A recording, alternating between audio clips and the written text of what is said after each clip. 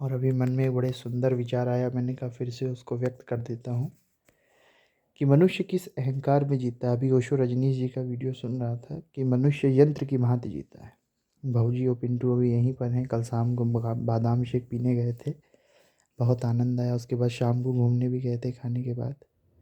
Trump से लेके Biden से लेके मोदी तक सबकी बातें हुई। और अभी भी सुबह खूब हंसी मजाक हुआ, रहमत आए थे।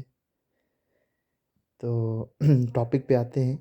बड़ा अच्छा मन में विचार आया कि मनुष्य कौन सा मनुष्य है जो जन्म से पहले सोच के जन्म लेता है कि मुझे इस जाति में, इस धर्म में और इस मजहब में जन्म लेना है, या मुझे क्रिकेटर बनना है और क्रिकेटर बनने के लिए मैं इस घर में जन्म लूँगा। किस अहंकार में हम लोग जीते हैं कि हम चलाते हैं। जब एक 2 साल का बच्चा है जो चल नहीं पाता है, बोल नहीं पाता है, उसके कोई लक्ष्य नहीं होते, उसका कोई गोल नहीं होता। ये तो प्रकृति तय करती है कि आपका लक्ष्य क्या है। और हम लोग पूरा जीवन सोचते हैं कि हमारा जन्म इसके लिए हुआ, इसके लिए हुआ, हम ये करने के लिए पैदा हुए। तो फिर एक 2 साल का बच्चा क्यों नहीं कहता कि लाओ तलवार, मेरा जन्म हुआ है। तो 2 साल की उम्र में तुमने क्यों नहीं तलवार उठाई। तो कहने का सीधा अर्थ यही है मेरा कि ये जो जीवन है ये प्रकृति के द्वारा निर्धारित किया जाता है। और सिर्फ मनुष्य का ही नहीं, हर जीव जंतु पेड़ पौधे का जीवन निर्धारित है कि वह बड़ा होकर क्या करेगा, क्या बनेगा, कैसा स्वभाव होगा, किस समय कौन सी घटना, कब दुख आएगा, कब सुख आएगा, कब मार्गेश लगेंगे। ये सब प्रकृति के द्वारा निर्धारित होता है। किस चीज़ से वो डरेगा, किसको वो डराएगा, ये सब तय होता है। एक बच्चा कभी अपनी इच्छा से पैदा नहीं होता। हर मनुष्य का जन्म स्वाभाविक रूप से होता है। वैसे हमारा जीवन भी स्वाभाविक रूप से चलता है, उसमें हम लोगों का कोई योगदान नहीं होता है। प्रकृति अपना खेल खेलती है और हम उसके कुछ प्यादे हैं। हर मनुष्य, हर जीव उसका प्यादा है। शेर का जन्म राज करने के लिए होता है, शेर का बच्चा भी शेर होता है, और चूहे का बच्चा चूहा ही रह जाता है, वह कभी शेर नहीं बन पाता। तो प्रकृति के नियमों को जो समझता है वह जीवन में सदैव आनंदित रहता है, अपनी दुनिया में मस्त रहता है, क्योंकि उसको मालूम है प्रकृति हमारे साथ प्रतिदिन खेल खेलती है। तो इस प्रकृति के खेल का आनंद लो, इसके साक्षी बनो। जैसे ओशो रजनीश जी ने कहा कि मनुष्य का यंत्र दूसरों के हाथों में रहता है।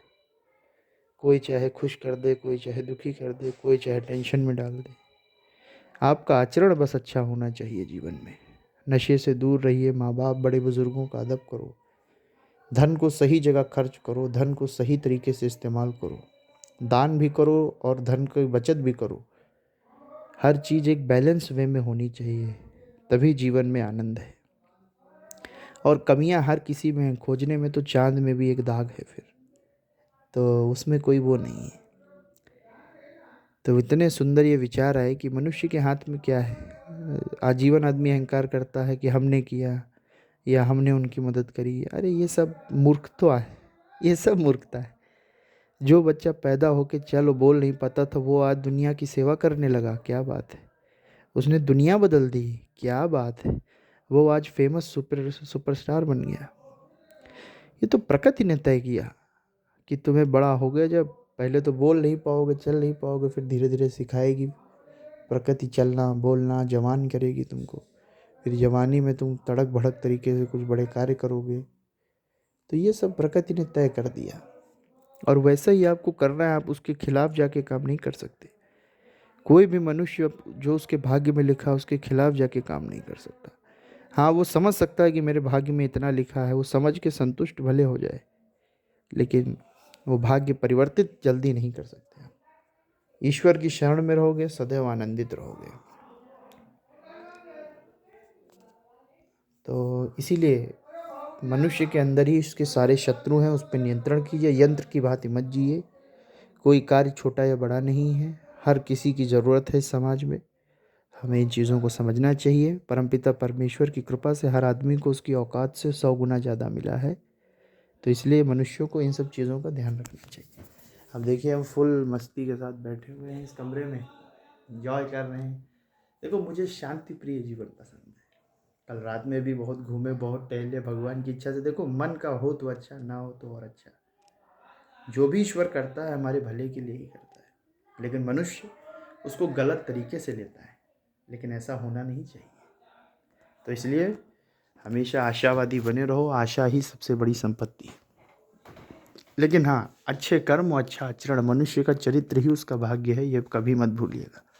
कार्य कोई भी करिए, व्यापार करिए, खिलाड़ी बनिए, नेतागिरी करिए, लेकिन धर्म को कभी मत भूलिए। किसी भी क्षेत्र में धर्म अधर्म के बीच भेद हमेशा बना के रखो, हमेशा न्याय करो, सत्य बोलो। और प्रकृति का ही ये खेल है जीवन, और कुछ नहीं, और कुछ नहीं उसके अलावा। तो मैं ईश्वर का धन्यवाद करता हूँ, उन्होंने इतना अच्छा विचार मुझे दिया, क्योंकि बिना भगवान की कृपा के, मैंने फिर कहा, कुछ संभव इस संसार में नहीं है। जितना भी सुख है ईश्वर की ही देन है बस।